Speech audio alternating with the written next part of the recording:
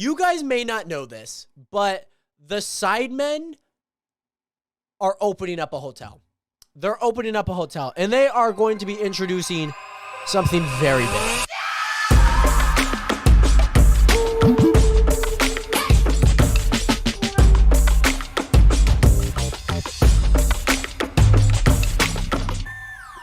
I'm actually really excited to be back. I feel like this episode is going to be one of those ones where like I'm on point. I feel like I'm good with like most things that I'm doing. By the way, welcome back. First and foremost, welcome back to another episode of The Realest Podcast. Again, banner right behind me. You guys are probably wondering why there's maybe less photos. If you guys have obviously watched a lot of the videos and watched this podcast, maybe even listened. I have the camera a little bit more zoomed in, mainly because like I feel like I needed to fill up the space a little bit more, so it kind of cut off a lot of the photos up top. So I might reposition them, I might not. I don't know. However, Nationers, so good to see you guys back. If you guys are new here, consider hitting that subscribe button. Our goal to 1,000 subscribers on this channel is looking great, and I think we can possibly hit it by the end of the year. Again, if you guys are new here, hit that subscribe button. All the audio listeners, shout out to you guys. You guys freaking crush every episode. So shout out to you guys who listen, watch, view, and most importantly, consume this podcast. It means a lot to me. And saying that we're coming up on episode 50, which I believe is going to be the week after Halloween. That's actually no, it's going to be the week of Halloween. It will be the day before Halloween. I'm very, very excited about that. That is actually really, really exciting. So episode 50 will actually be the spooky Halloween episode, which will be actually really, really fun. In addition to that, Nationers, episode 48. I really just want to jump right into it. We got a lot of stuff to talk about. 3 main topics that I kind of came up with this podcast.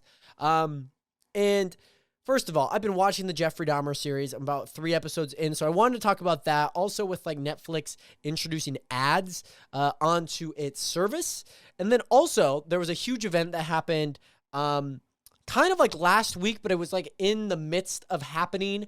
So I didn't talk about it, but TwitchCon just finished and it went well, but it also did not go well. And then also, you guys may not know this, but the Sidemen are opening up a hotel. They're opening up a hotel, and they are going to be introducing something very big. And when I mean big, I mean very, very, very big. Yes, so the Sidemen are opening up a hotel. You guys probably see it in the title. Again, I come up with these titles before the episode, so at least you guys get to know what I'm going to be talking about with a lot of the titles, such as the Try Guys topic last week, which actually did really well. You guys' reception on that was really awesome. I really appreciate that, first and foremost. But let's just jump right into it. The Sidemen. If you guys don't know who the Sidemen are, they are 7 individual YouTubers who, back in even a little bit before 2013, when they first established as the Sidemen, as a group, they, were all individual YouTubers. You guys possibly know KSI. You may know Mini Minner, Tobe Jizzle, Bazinga, Rodashaw, Vicstar, and Zerka, or other known as JJ, Simon, Toby, Ethan, Harry, Vic, and Josh. Those are their actual names, but YouTuber names always a little bit different, right? Like I used to be the real Jared, but I'm still Jared, right? So yeah, they're opening up a hotel, and this doesn't come like as a surprise, right? Like it might be a surprise that they are opening up a hotel, but like when you hear the news, which I actually don't think they've actually released that. It was their management that released that. Like there was an article on it on Tube Filter, which is like a creator economy. Like I was in an article on there, like with Mr. Beast and Eric back like last year, or actually earlier this year. Actually earlier this year. I was on an article with Mr. Beast and Eric. So if you guys want to actually check that out, I will actually put that in the description of this video if you guys want to take a read. However, the Sidemen, their agency. One of their agent, I guess, somebody a part of their agency, as well as I think also another co-agency that's helping fund this business venture, like had put out something talking about the hotel that they're opening up. Now, mind you, like I said, this doesn't come as a surprise because the Sidemen are like a force to be reckoned with. Mind you, everyone kind of went through that COVID phase, but some came out on top. And I think the handful of people that came out on top was and were the Sidemen. So the Sidemen, like I said, the 7 of them kind of established formally in 2013. So this year, actually 2 days ago as of recording this, was their 9-year anniversary, if I'm not wrong. I think it's October 13th. It might be the 18th, if I'm not wrong, because it didn't really seem like they celebrated it. I guess maybe I wasn't on social media. I don't really know. However, hold on. I'm going to do a mic test. I don't know. This might be peaking the entire time. I hope it's not.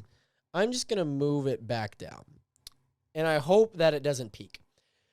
So, the Sidemen really kind of flourished through the COVID time. And mind you, like, they had amassed like a large audience even before that. They had a handful of videos that did really, really well, and were getting recommended very, very highly. And, you know, not only with the jumble and the concoction that is their personality, a great video idea, great execution of it, but those all together done very well is destined for a good video, you know, and you know, editors, thumbnails, that kind of mean in the jumble as well, right? And I don't remember what they were at when COVID kind of started, but they definitely came out like very hot. And over this past year, we've seen different boxing ventures. We've seen them also break up in like 2017. Like that was a huge spark for them. That was like a huge inflection point. They had diss tracks on each other. And mind you, it was one very big inflection point because a lot of people knew the Sidemen, maybe didn't watch, but it was kind of heartbreaking to see them, quote unquote, break up. And then they go back through, you know, I guess this phase. And then KSI and Joe Weller fight.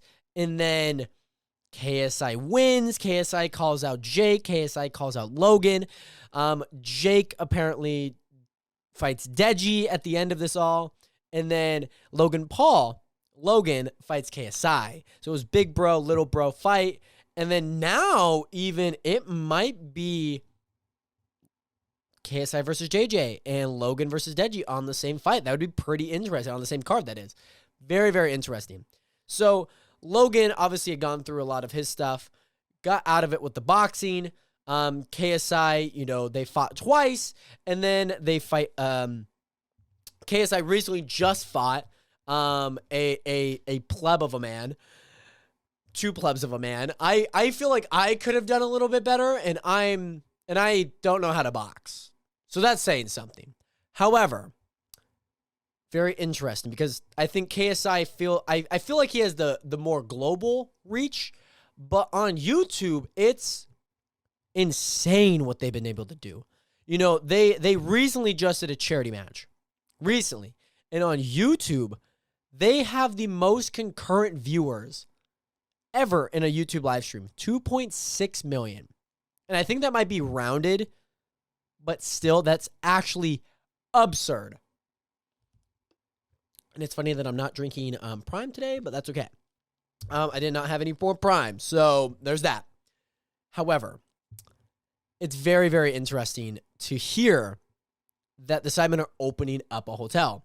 And mind you, along this entire journey of the Sidemen, they have started business ventures. They've started like other companies beyond just the Sidemen brand on YouTube, maybe just the identity, right? They've opened up Sides, which is a food kind of like fast foody restaurant, a restaurant of some sort, where it only serves sides. It literally only just serves sides. You know, onion rings, mozzarella sticks, mac and cheese, like things that would be sides, right? French fries, waffle fries. They also have their vodka. They have XIX Vodka, which is their vodka alcohol company that they've been able to promote through videos. And yeah, just like different, I guess, ventures that they've done, you know, whether that be like a party for somebody's birthday. They've been able to promote that, and they've been able to sponsor a lot of their, you know, matches, their charity match, a lot of their different events because of these companies. So they just continually promote a lot of their stuff. And not only that, they've also partnered with a lot of stuff. They partner with Little Miss and Little Mr. and Mrs. Little Mister. Little Miss, that's it. You guys may have seen the meme, like Little Miss, like how thinks that they can survive after 2 tequila shots, or Little Miss, like always late to dinner, or like stuff like that. Little Mister, like never text back, stuff like that.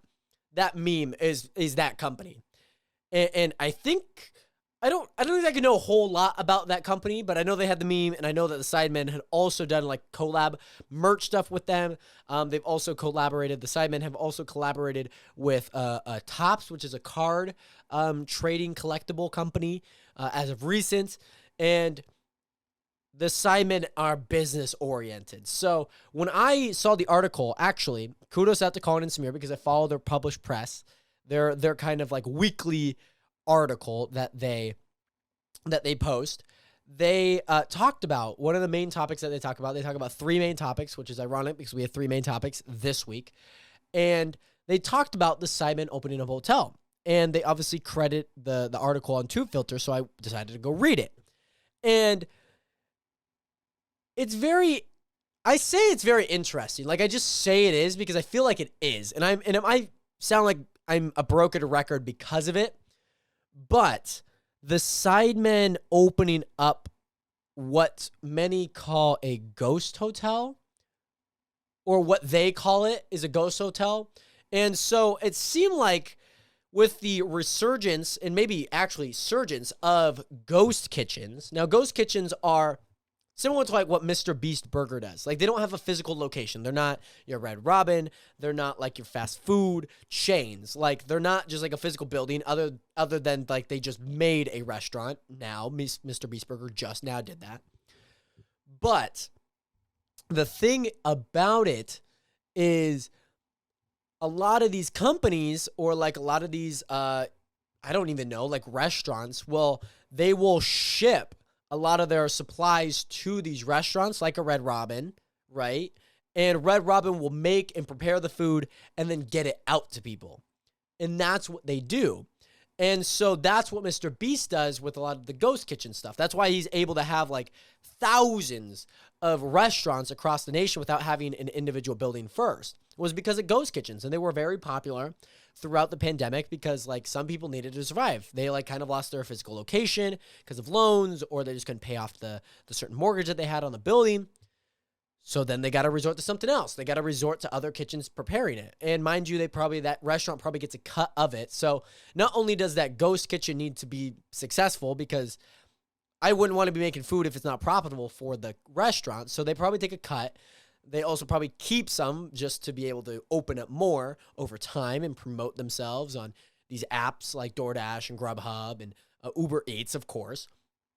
So that's what kind of like a ghost kitchen is. But a ghost hotel is something that we've never really seen before. At least I haven't seen it before. It's not like a common term. And it's not just something that we've like, I guess maybe can like figure out. Like if you say like a ghost kitchen, you might be able to put it together. But like a ghost hotel, without the knowledge of what a ghost kitchen is, it's kind of a little confusing. And even with the knowledge of what a ghost kitchen is, it's a little confusing. So here's what I think a ghost hotel is. And this is kind of what I've heard from this article. So the Sidemen having a ghost hotel means that a part of these hotels, they will have certain rooms and maybe like a section of the hotel that's dedicated to whatever XYZ it may be. And for the Sidemen, this looks like, in the article, it says like Sidemen-themed rooms and iconic moments, a part of videos. Maybe you have like a JJ suite. Maybe you have a Vigstar suite. Maybe you have a Harry suite. You know, like different things like that, right?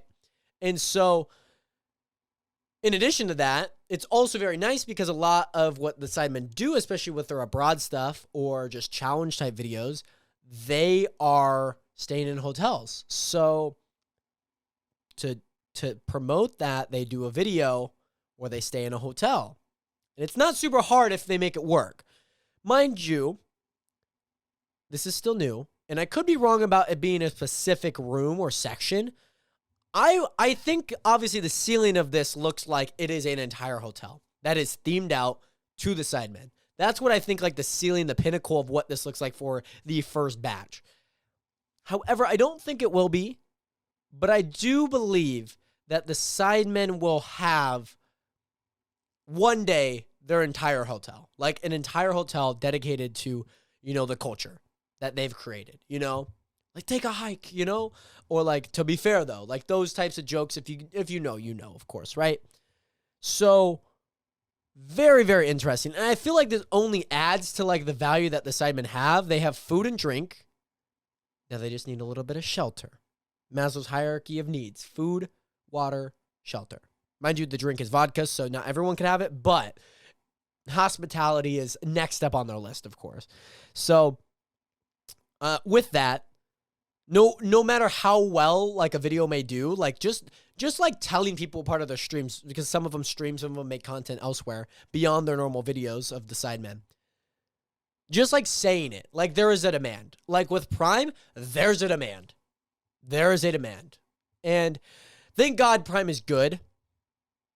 So that helps. Hopefully the hotel will be really good. I imagine with Sidemen themed rooms, it'll be really nice. Speaking of creators, this is huge. This is huge. Some huge news. Kind of just a little bit of what I saw about TwitchCon. You guys may have seen some stories about TwitchCon. Some good, bad, and ugly. It was like the good and bad and ugly. That's what TwitchCon was. And what I've read, some people want to remain anonymous because Twitch, if you guys have heard, hasn't been in the positive light for the last month or so. It's hard, like, if they get any good press, like, they're raving. They're starving for, like, one sip of water, right? That's what Twitch is doing. So, like, they might get, like, rich crackers that are just dry, and it's like, well, I gotta eat it, right? But it's really hard for them to get, like, any positive news. And I don't know if TwitchCon was, like, that, because I think it kind of got shadowed by some of the events that happened there. There was a lot of injuries, apparently, which at like a convention like that, I guess I could see. But I think it's also how they handled it.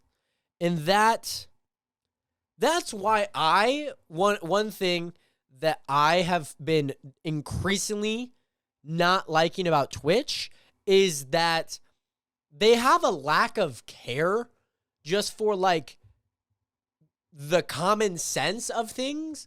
It's like, this is really funny. This just shows how, like, aware they are. Their awareness level, like, on Skyrim is 0. It's, like, negative, if that.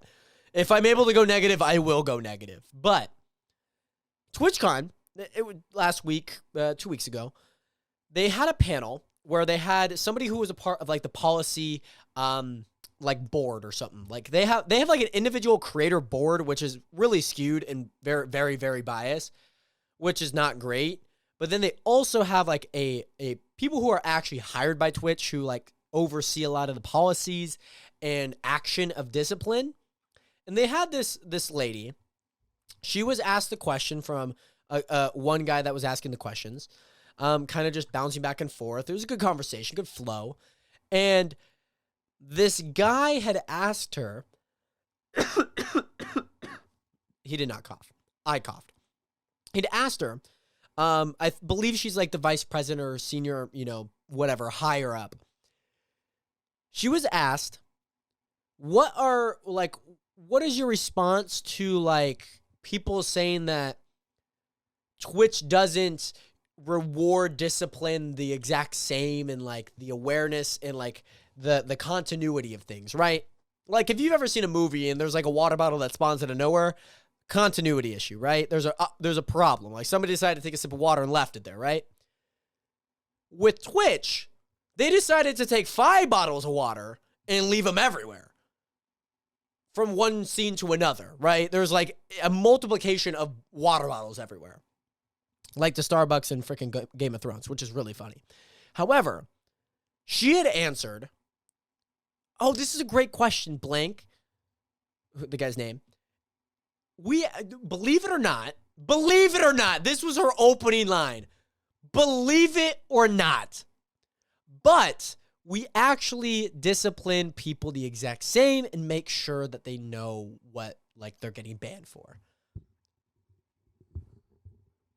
There's a long pause here, okay? What in the actual earth was going on in this woman's brain.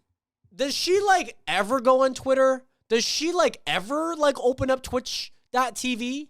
Does she do that? Does she like pop up like a stream or two? Like, does she do that? My guess, if my life depended on it, this woman has opened twitch.tv approximately 0 times based on that answer. I would be living for the next 1,000 years because of that. If you guys do not know, Twitch has been at the forefront of a lot of controversy, one of it being where they do not discipline creators the exact same. For somebody who is getting railed from her boyfriend or husband on stream, mind you, it's off camera, like she's just being bent over her gaming desk, and it's like off camera, and you could tell the moment was, and she didn't look like she was having the time of her life, but she did get railed. They had sex on camera that was off the screen.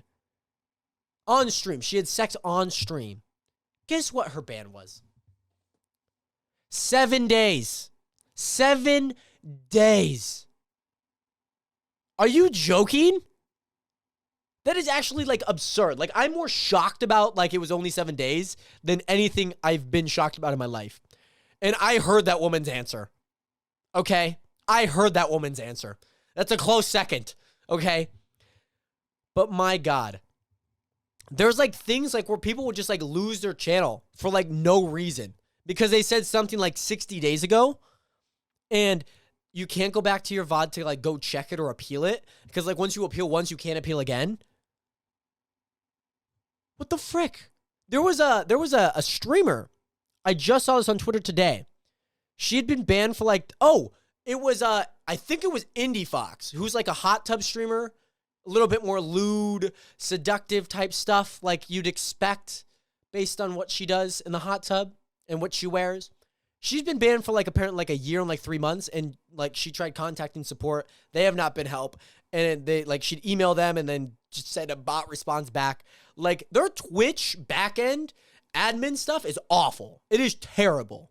And I thought YouTube's was bad. Twitch is by far the worst that I've ever seen from a major company, especially being the dominant streaming platform for years and continuously, pushing the needle further and also pushing the needle further from like people continuing streaming on Twitch. So that was that. And their awareness is quite bad. And I guess in the end of this, I guess maybe to loop back, Adriana Cheshek, who is a former adult actress on the Hub, she actually streams on Twitch. She's had a few run-ins with like Twitch rivals, not being able to attend, which kind of makes sense because if you look up her name, you're gonna find things that aren't allowed, potentially just like on the internet, right? She had was at the Lenovo like booth. They have a lot of booths at TwitchCon. She was there. They had this sumo wrestling thing. You have like the little like paddle kayak looking thing, and you battle the person off. It was quite a big platform. It's they had a big enough like foam pit. It was wide enough. It was not deep enough, and that's very ironic coming from Adriana Cheshek. Okay. Because she decided to celebrate doing like a cheer split, like when somebody like gets tossed up in the air and they like put their arms out and like touch their toes, like spread their legs and go whoop, and then they fall back down. Well, she did that into the foam pit that's about like 2 foam blocks deep and broke her back in 2 places. And the good news out of this is that she did have surgery because she had to have surgery, but it was very painful to walk, which I could imagine breaking your back in 2 separate locations near the rear tailbone, by your tailbone, the bottom side of your back, your low back. Not very fun, right? Not that I could say from experience, but I could imagine, right? So there's that. That's the good news. The bad news is that happened very early on in the convention. Not only does Twitch not post anything about it and be like, we're wishing you the best, like best wishes, just like a little bit of like a regards, like, hey, we're aware of the situation. We're monitoring the situation. Not even that. It was like the next like day and like the next few hours was like, hey, come out, check out the Lenovo booth. We're going to be live on Twitch. Like, come check it out. We got a foam pit. We got a few broken backs in the back.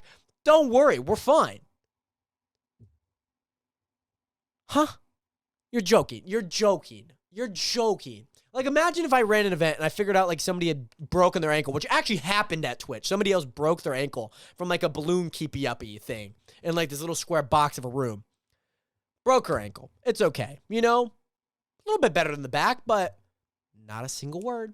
Not a single word. Like I said, if I was running an event and I figured out somebody had hurt themselves or, something happened that was a little unforeseen, like, I'm at least shutting down that event, or at least, putting more pads in, or at least, like, trying to put a solution into place, whether it be, like, shut it down, that's, like, add more foam, I don't know, just, like, something just to, like, safety being first, for everyone.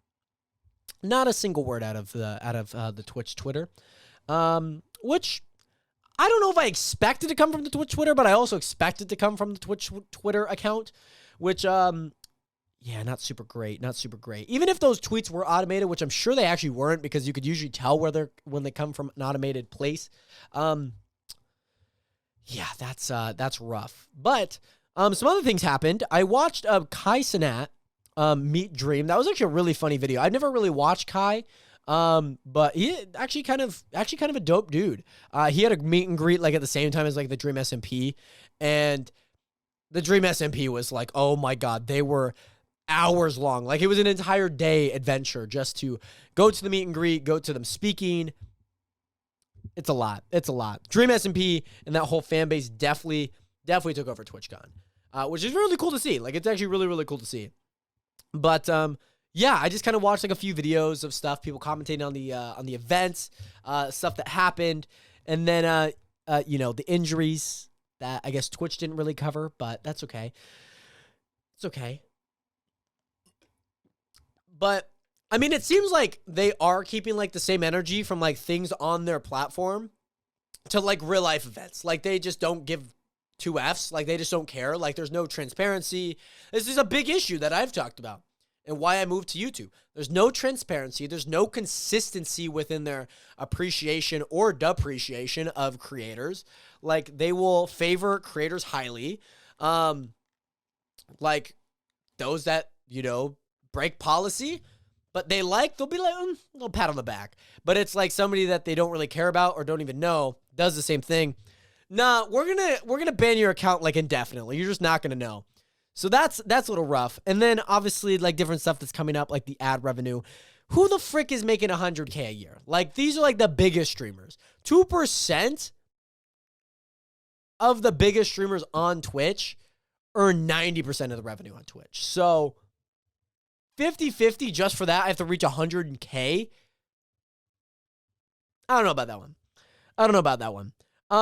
But yeah, that's that. Alrighty, I want to talk about two things when it comes to streaming platforms. We talked about TwitchCon, which I guess is Twitch in itself is a streaming platform, but Netflix. Now, Netflix is also kind of like one of those platforms and services that has dominated for years on years on years.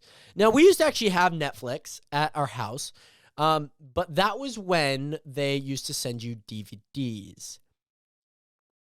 Believe it or not, Netflix did send DVDs to people's houses, which I find actually really interesting, because that's the Netflix that I know, and I've known for a very long time. But not many people know that. Not many people know Netflix as like a DVD company. It is a streaming platform. You can load it up on your TV. Mind you, you could also get a CD if you really wanted to, but that's okay. You can load up stuff on your TV or your laptop or your phone, and watch Netflix. But now, you have to watch Netflix with ads. And this isn't like a new thing that streaming platforms have had, but I understand where the other ones were coming from.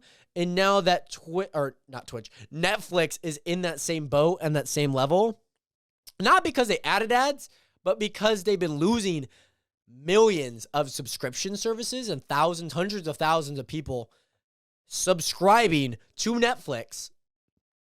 And the policies that they've had where it's like you have to charge people for sharing passwords. I'm sorry, what? How absurd is that? Like, let me share an account, okay?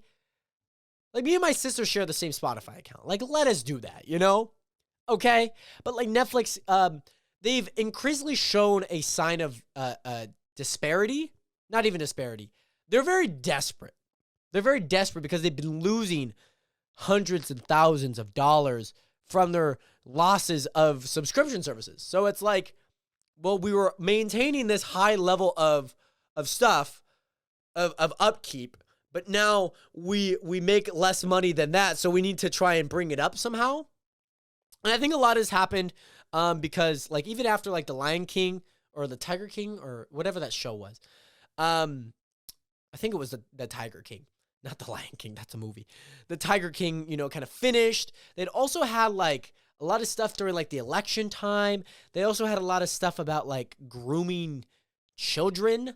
I think it was, like, it was, like, a cheerleading movie, like, these 10-year-olds, like, that were, like, not, it was not okay. It was just, like, not okay to be, like, have that as a movie. And then also, like, promote it on your service. Not great. And mind you, Netflix has had some good IPs. Like, The Office was on there for a very long time. They ended up not keeping it, which really sucks. Like, it really, really sucks. Because, like, it has that exclusivity. Like, I can't find a Disney movie on Netflix. I have to go to Disney Plus to get a Disney movie, right? So, for certain shows, this is what these streaming companies do. They bid for these shows and the IP. And mind you, they're already still on cable. But those cable shows like True TV, they also have to bid with, the cable provider and DirecTV. Like, there's certain shows like Fox. We couldn't get Fox for like a month and a half because they were in a bidding war. So, like, every time you go to the channel, it's like DirecTV and Fox have not come up with a contract. And now you don't get this show for the foreseeable future. And so Netflix is taking a lot of losses because of the controversies, loss of subscription, which is kind of a result of that. And then also just not having, like, the care and just being like, oh, give me the money, give me the money, give me the money. It's like, okay. Like, imagine a streamer, imagine a content creator that was just like, give me the money, give me the money.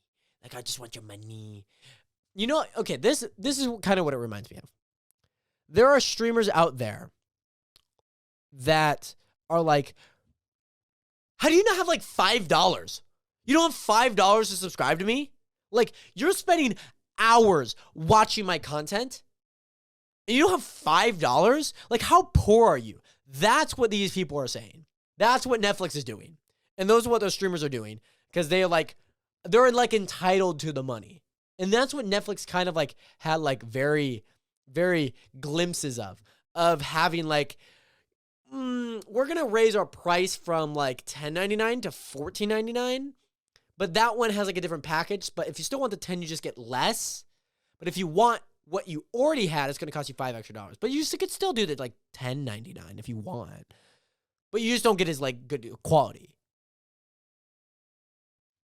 Sorry. Like, what? So there's that. And then also they threatened, users if they shared a password of like $6.99 like extra. And I'm like, what? No. Like, they're not good at pleasing customers. They're like very good at like displeasing customers, which really brought it into the ads. And mind you, Netflix has had some good new shows. Like, I've been watching the Jeffrey Dahmer series. I'm in 3 episodes in. It's a great series so far. It's very, very graphic. It's very raw. It just puts you like in the footsteps of what Jeffrey was doing. And it's very highly entertaining. You kind of follow these different timelines. Like, it's a good show. But now they're adding ads. And mind you, better than like the increase in price where it's like you can still get this, but it's lower. But if you want what the same thing that you just had, it's going to cost you more. With the ads, if you already have an existing like account, you won't get ads. Like on Hulu, you got ads. Amazon Prime, you got ads. Like it's basically just becoming TV because like people, they realize like these companies can get money if they put ads on there.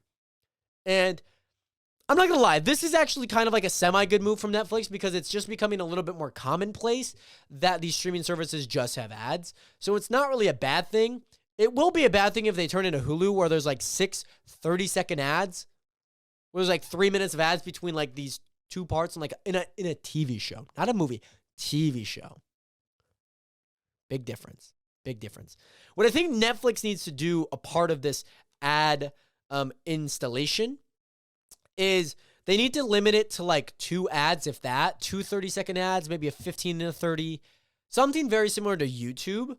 And then also have it exclusively only for TV shows or series, but nothing that is on movies because imagine you're in a movie theater and like, dun dun dun dun, movie plays, 15 minutes in, iPhone 14, everyone gets an iPhone. And then LeBron James like, dang, that's hot. Like, that was Will Smith, by the way.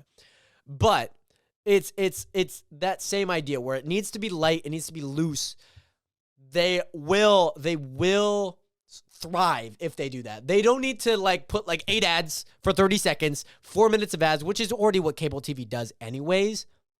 But they don't need to do that. They don't need to do that, okay? They don't need to do that. 2 ads, 30, 15, 30, whatever the length would be proper, right? And then just keep it light. Keep it light.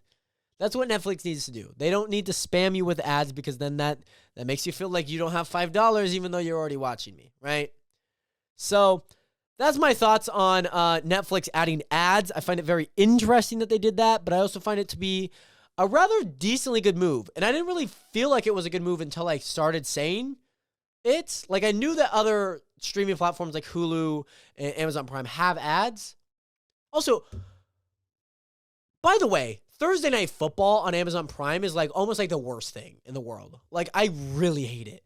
Drew Gooden talked about, he was doing this like video talking about like Amazon movies and he tried skipping forward, but it's like, you can't skip forward like properly. Their UI and their UX designer is awful. Like it looks hideous on like everything. And so there's that. Nationers, thank you guys so much for watching episode 48 of The Realest Podcast. If you guys did enjoy, make sure to hit that subscribe button. Don't forget to leave a like and maybe a comment on what topics you'd like me to cover. And with that, Nationers, I appreciate you. I hope we'll see you in the next one. 07. Peace.